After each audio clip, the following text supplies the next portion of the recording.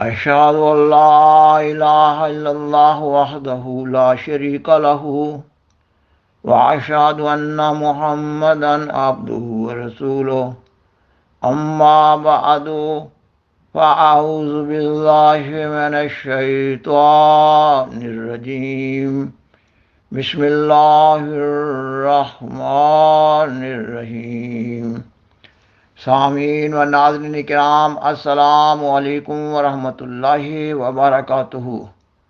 حضرت مسلم معود رضی اللہ تعالیٰ عنہ کے نظام جماعت احمدیہ کے تحت شائع ہونے والے سلسلہ کتب کو انوار العلوم کا نام دیا گیا ہے۔ آج کے پروگرام میں انوار العلوم کی جلد اول کی پہلی کتاب چشمہ توحید کا تعارف پیش کیا جا رہا ہے۔ آپ کی یہ کتاب 1906 کی ہے، جبکہ آپ کی عمر 17 سال کی تھی۔ یہ کتاب آپ کے منصب خلافت پر متمکن ہونے سے قبل کی ہے۔ اس کتاب میں آپ نے شرک کی گناہ اور باریک در باریک اقسام اور ان سے اجتناب کے طریق بیان فرمائے ہیں۔ نیز اللہ تعالیٰ کی کامل توحید پر قائم ہونے کی راہوں کی نشاندہی کی ہے۔ الغرض آپ نے کامل توحید پر قائم ہونے کے فوائد اور شرک کے نقصانات بیان فرمائے ہیں، اور اس کتاب کے آخری حصے میں قرآن مجید کی سورہ لقمان کے دوسرے رکوع کی مختصر تفسیر بھی بیان فرمائی ہے۔ آپ اپنی اس کتاب میں بیان فرماتے ہیں، جب بھی کوئی فرد یا قوم اپنے نبی کی تعالیم سے روگردانی کرتی ہے تو شرک پیدا ہوتا ہے۔ اس لیے ہر نبی کو اپنی قوم کی اصلاح کے لیے شرک کا مقابلہ کرنا پڑا۔ اللہ تعالیٰ قرآن مجید میں شرک کی بہت مذمت بیان فرماتا ہے، یہ کہ اللہ تعالیٰ اگر چاہے گا تو کسی انسان کے کئی ایک گناہ یا سب گناہ معاف فرما دے گا، مگر شرک ایک ایسا گناہ ہے جس کو معاف نہیں کیا جائے گا۔ شرک ایک بہت بڑا گندا گناہ ہے اور گھناؤنا جرم ہے۔ کائناتی عالم پر غور و فکر کرنے سے بخوبی معلوم ہو رہا ہے کہ اس دنیا کا ایک خالق اور مالک ہے اور انسان ایک ضعیف مخلوق ہے۔ اس حقیقت کے ہوتے ہوئے ایک مشرک انسان باوجود طرح طرح کی کمزوریوں کے اپنے خالق کے خلاف اعلان بغاوت کر رہا ہوتا ہے۔ اللہ تعالیٰ کو اپنی توحید کے لیے بہت غیرت ہے۔ قرآن مجید کے مطالعہ سے معلوم ہوتا ہے کہ اس دنیا کا نظام اللہ تعالیٰ کی جملہ صفات اور نہاں در نہاں حکمتوں کے تحت چل رہا ہے۔ اللہ تعالیٰ الرحمن و الرحیم ہے۔ اگر اللہ تعالیٰ رحیم و کریم نہ ہوتا تو قریب تھا کہ مشرک انسان کو دنیا میں ہی عذاب علیم سے گزارا جاتا۔ مشرک لوگ اللہ تعالیٰ کو چھوڑ کر سرکش شیطان کی پیروی کرتے ہیں۔ آپ بیان فرماتے ہیں، خدا تعالیٰ فرماتا ہے کہ یہ لوگ جو شرک کرتے ہیں یہ شیطان سرکش کی پیروی کرتے ہیں۔ وہ شیطان جس نے یہ کہا ہے کہ میں تیرے بندوں میں سے ایک مقرر حصہ لوں گا، یعنی اپنے لیے مخصوص کر لوں گا، جو کہ تجھ سے غافل ہوں گے، میں تیرے بندوں پر شرک کا حربہ چلاؤں گا، ان کے آگے سے حملہ کروں گا اور پیچھے سے حملہ کروں گا، گردے کے دائیں طرف سے، بائیں طرف سے اور ان کے پاؤں کے نیچے سے میں ان پر یہ حربہ چلاؤں گا۔ میں ان کو گمراہ کروں گا، ان کو لالچ دوں گا۔ آپ توحید کے فوائد اور شرک کے نقصانات کے بیان میں فرماتے ہیں، حضرت آدم علیہ السلام سے لے کر آج تک دیکھ لو کہ کیا مشرک کبھی بھی کسی نبی کے مقابلہ میں کامیاب ہوئے؟ حضرت نوح علیہ السلام، حضرت ہود علیہ السلام، صالح علیہ السلام، شعیب علیہ السلام، ابراہیم علیہ السلام، موسیٰ علیہ السلام، عیسیٰ علیہ السلام، اور سب سے آخر میں اور سب سے بڑھ کر حضرت نبی کریم صلی اللہ علیہ وسلم تھے کہ جن کو شرک سے مقابلہ کرنا پڑا، مگر نتیجہ کیا ہوا؟ کیا ان مشرکوں کا کوئی نام لیوا ہے؟ کوئی نہیں جو کہے کہ میں فرعون یا ابو جہل کی اولاد میں سے ہوں۔ ان لوگوں کی اولاد اپنے آپ کو چھپاتی ہے اور اپنے آباء و اجداد کے اور نام بتلاتی ہے۔ یہ کیوں؟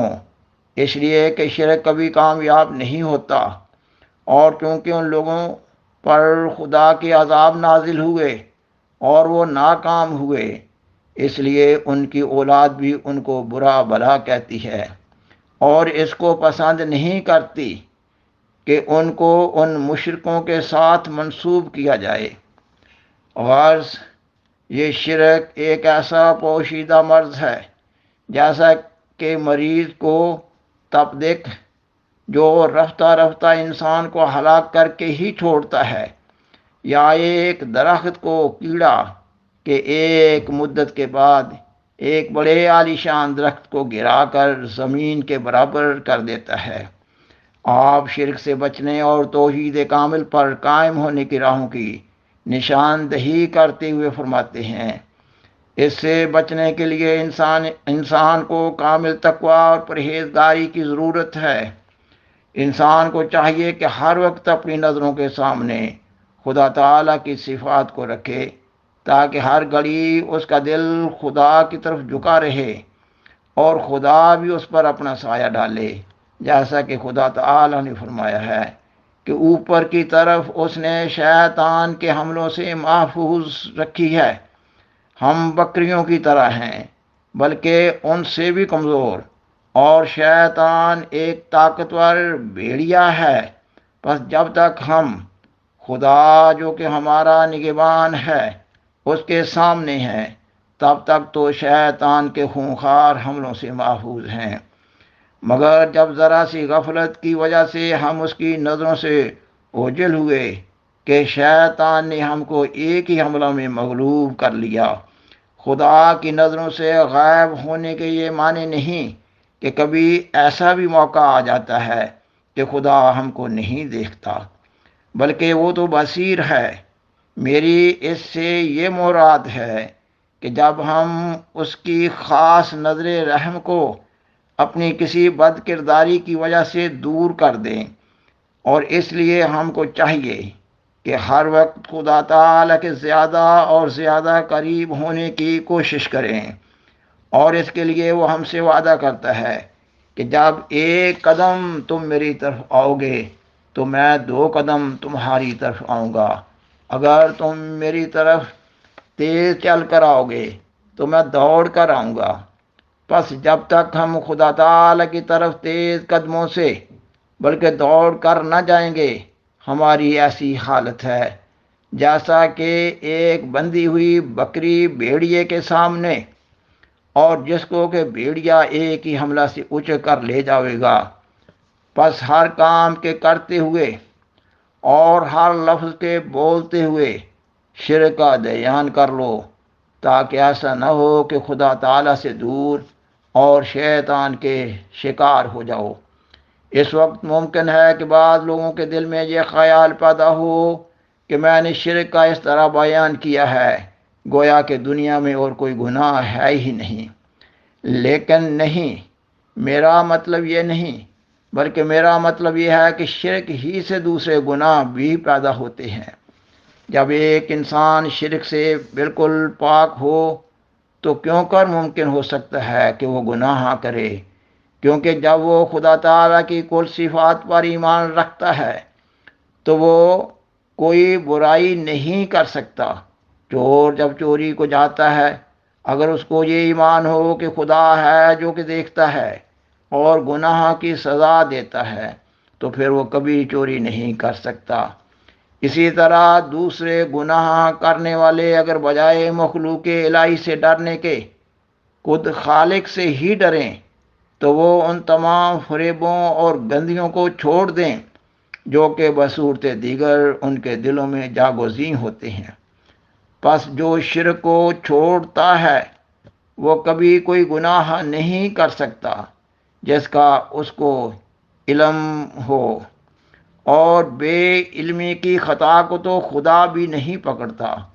اس لیے حدیث شریف میں آیا ہے، من قال لا الہ الا اللہ فدخل الجنہ، یعنی جو کامل طور سے شرک کو چھوڑ دے وہ جنت میں داخل ہوگا، کیونکہ جب وہ شرک کو چھوڑ دے گا اور حقیقی طور سے خدا کو واحد اور اس کی صفات کو برحق مان لے گا تو وہ کوئی اور گناہ کرے گا ہی نہیں، اور اس کا لازمی نتیجہ یہ ہوگا کہ وہ انعامات الہیہ کا مورد ہو۔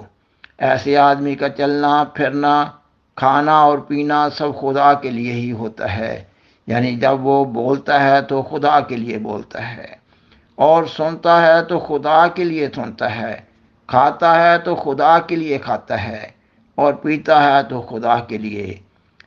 اس وقت شیطان بھی اس کے قریب نہیں جاتا، گویا کہ ایسے آدمی کا شیطان بھی مسلمان ہو جاتا ہے، جیسا کہ حضرت صلی اللہ علیہ وسلم نے فرمایا ہے کہ میرا شیطان بھی مسلمان ہو گیا ہے۔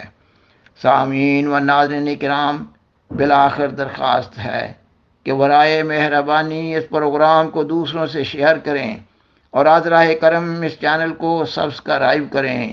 جزاکم اللہ تعالی احسن الجزا، وآخر دعوانا ان الحمد للہ رب العالمین، والسلام علیکم ورحمۃ اللہ وبرکاتہ۔